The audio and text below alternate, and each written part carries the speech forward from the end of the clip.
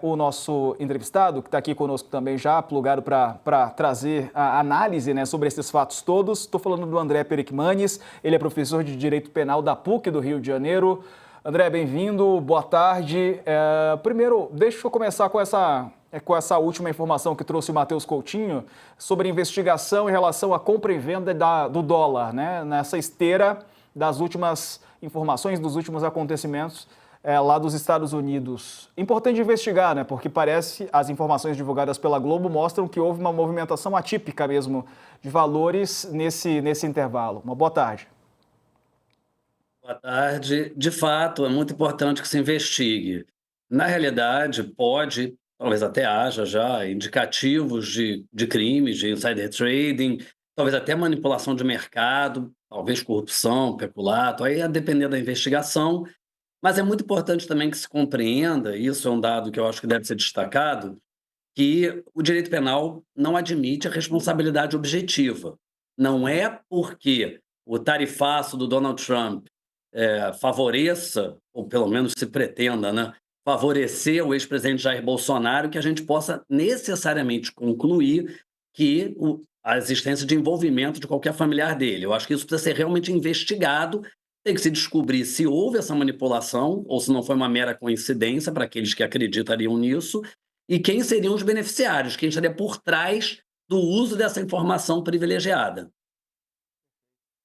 E sobre essa outra informação, né, da decisão do ministro Alexandre de Moraes de proibir que o ex-presidente use de redes sociais para driblar as medidas cautelares. Na tua avaliação, faz sentido ou é um excesso do ministro? Olha, eu acho que, assim, com toda sinceridade, é curioso, porque eu acho que o ministro ele está sendo extremamente condescendente com o ex-presidente Jair Bolsonaro. No meu modo de ver, tudo que o ex-presidente já fez, pelo menos partindo-se da premissa que esteja realmente provado nos autos, seria hipótese de decretação de prisão preventiva.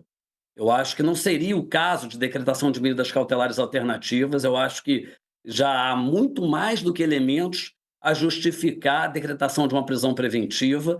Eu me questiono, e eu acho que muitos se questionam, se algum outro réu no país que tivesse feito o que pelo menos se está atribuindo ao ex-presidente Jair Bolsonaro, se essa pessoa estaria com uma tornozeleira eletrônica. Então, sob esse aspecto, eu acho até que o ministro Alexandre de Moraes está sendo, diríamos assim, extremamente cauteloso. Agora, com relação a essa proibição, eu vejo com alguma preocupação, sendo muito sincero.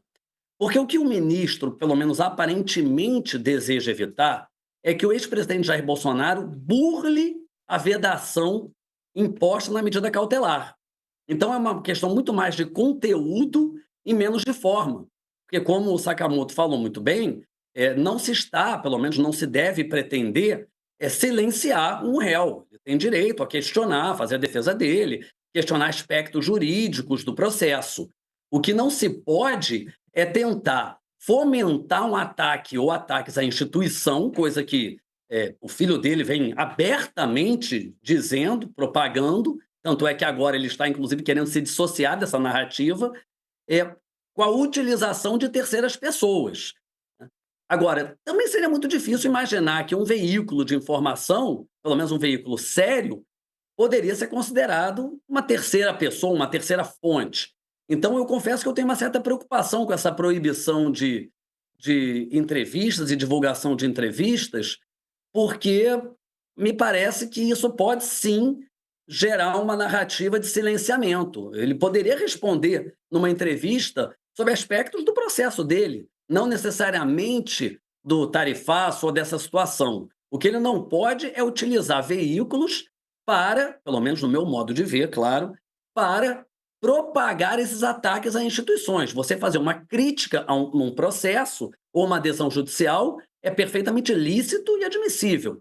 O que não se pode, volto, é você procurar utilizar de elementos externos para constranger o poder judiciário a tomar uma decisão num sentido A, B ou C. Sakamoto. Boa tarde, Sakamoto aqui, prazer ter você conosco. Com relação à questão da opção que o Supremo, que chancelou a decisão do ministro Alexandre de Moraes, tomou, né? Porque é o seguinte, vários juristas, você inclusive, falam de que, olha, ele já tinha elementos mais do que suficientes para uma preventiva contra Bolsonaro e o Alexandre Moraes acabou optando por uma medida mais leve, né? A questão é a seguinte, não corre o risco, no final das coisas, provavelmente ele quis tomar uma medida mais leve, como a gente imagina, olha, uma vez que o ex-presidente Lula só foi condenado ao final do processo, não vamos, tipo, evitar prender o presidente Lula ao final do processo, vamos evitar prender o presidente Jair Bolsonaro antes do final do processo, não que os processos sejam iguais, mas para evitar essa comparação política e tudo isso mais.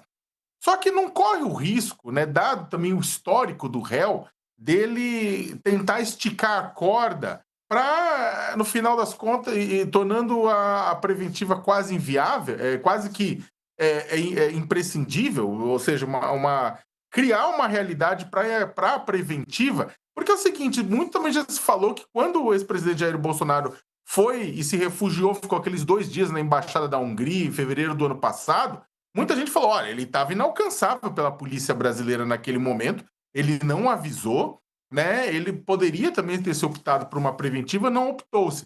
A impressão é que o STF vem fugindo dessa possibilidade, né? Você acha que o bolsonarismo é capaz de jogar com isso? Digamos, o presidente Bolsonaro pode jogar com isso para tentar esticar a corda? Olha, Sakamoto, eu acho que, assim, aí é uma avaliação, acho que até mais política do que jurídica, para ser bem sincero. Porque juridicamente eu não tenho nenhuma dúvida que era hipótese de decretação de prisão preventiva, tanto dele quanto do filho, inclusive. O filho até mais do que ele, né? Mas o que me parece é exatamente o que você está dizendo, que o Supremo está tentando passar uma imagem de imparcialidade, quando, na verdade, ele jamais vai convencer quem ainda hoje acredita no bolsonarismo de que o julgamento é o julgamento justo. Quer dizer, e quem realmente confere legitimidade a esse julgamento fica, a meu ver, perplexo com o fato de não se decretar uma preventiva nesse caso.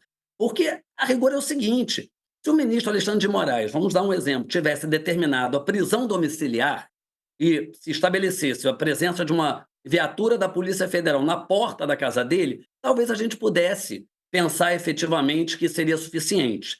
Mas com a possibilidade dele circular durante o dia, ele tem todas as condições, por exemplo, de ir a uma embaixada dos Estados Unidos e de lá não sair, simplesmente. Então, assim, e aí depois, o que se faz? Quer dizer, então me parece realmente, eu diria, ainda que com talvez uma boa intenção, politicamente falando, me parece que juridicamente bastante arriscada a decisão do Supremo. Pois é, e tem também a questão de não falar, por exemplo, com o filho dele, que é investigado nessa questão de atrapalhar as investigações e tentar atrapalhar o andamento, né, constranger os ministros do Supremo. É muito difícil que ele não fale com o filho, né? Existem muitas possibilidades dele falar com o filho também. Essa medida é difícil de ser cumprida, né? Sem dúvida mas assim como de diversos outros réus. Quer dizer, eu acho que nesse caso aqui, o fato de ser filho não tem relevância nenhuma. O filho dele é investigado, então ele não pode conversar, combinar interferências deletérias com outro investigado, que por circunstâncias do fato é filho dele. Então, quer dizer, não existe essa distinção na lei. Se for seu filho, você pode fazer o que você quiser. Se ficar evidenciada essa junção deletéria, nociva, para tentar interferir externamente na decisão judicial, não importa se é seu filho, se é sua mãe, se é seu pai, isso é irrelevante. Agora, naturalmente, é muito mais difícil você fiscalizar, sem dúvida nenhuma. Pois é, estava vendo aqui, acabou agora há pouco uma entrevista da oposição e o deputado Sóstenes Cavalcante, do PL, falou que o deputado licenciado Eduardo Bolsonaro deve cumprir, né? Ele falou que vai cumprir o mandato até o final e, inclusive, o PL vai ampará-lo para que isso seja possível. Vamos ver o que disse o deputado Sóstenes Cavalcante. Tudo para o Eduardo Bolsonaro e toda a bancada do PL ou da oposição, nós faremos. No nosso caso do Eduardo Bolsonaro, eu quero garantir que ele vai terminar o seu mandato. Qual é a forma que nós vamos usar para isso? Seja votando matérias legislativas ou com soluções políticas, como uma delas a que você acaba de apresentar e outras, nós veremos o deputado Eduardo Bolsonaro concluindo o mandato dele. É logicamente que com toda essa perseguição em continuando dessa forma, ele exercerá esse mandato desde onde ele mora hoje, que é nos Estados Unidos. Bom, tem uma questão que a Constituição, né, não permite que haja um número X de faltas, né, para que o deputado continue com o mandato.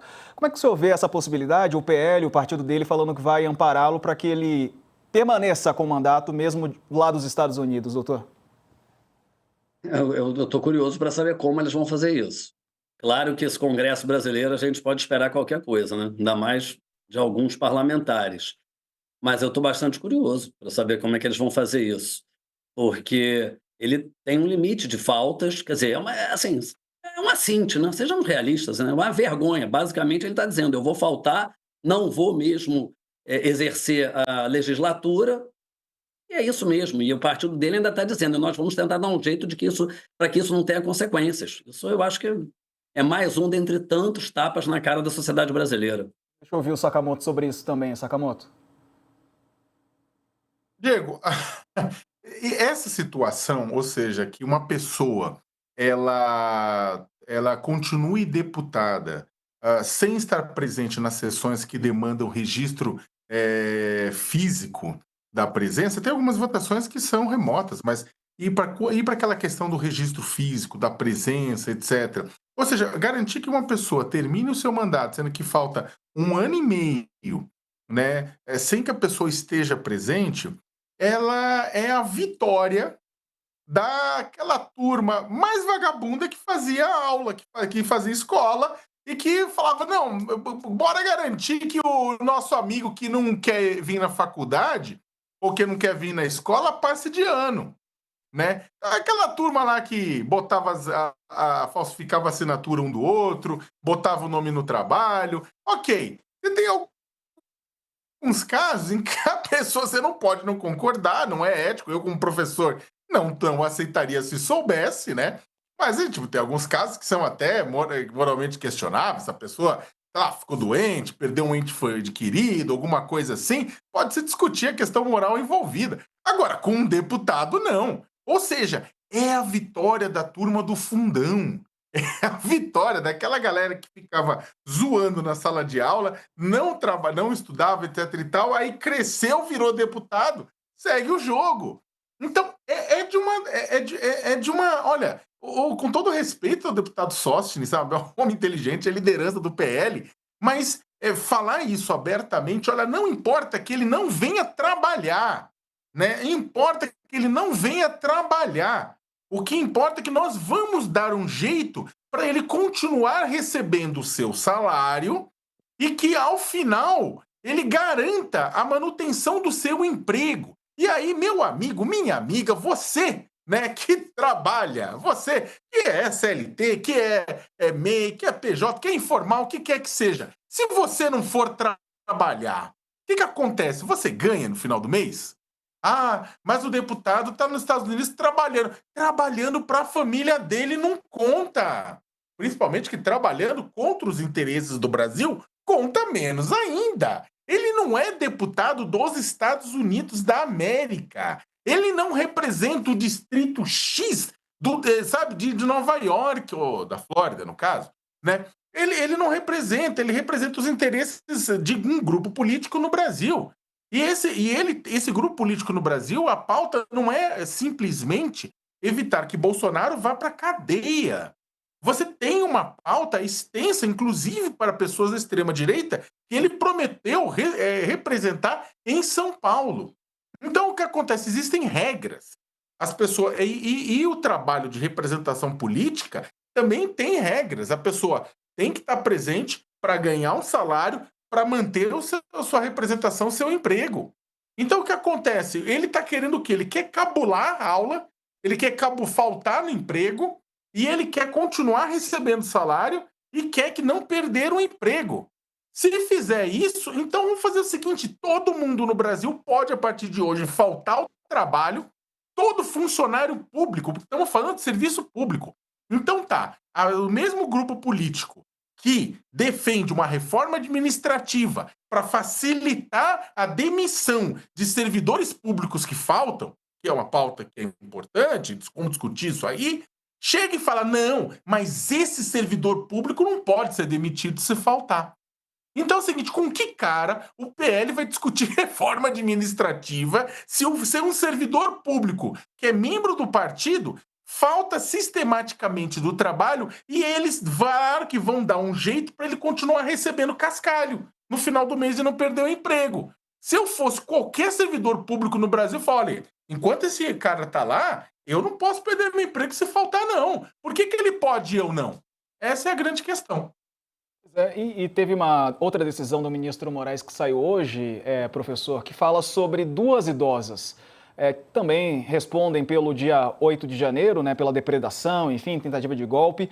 O ministro revogou a prisão domiciliar de Vildete Ferreira da Silva Guardia e Iraci Megumi Nagoshi, condenadas pelos atos golpistas de 8 de janeiro de 23. Com isso, elas devem voltar para a prisão.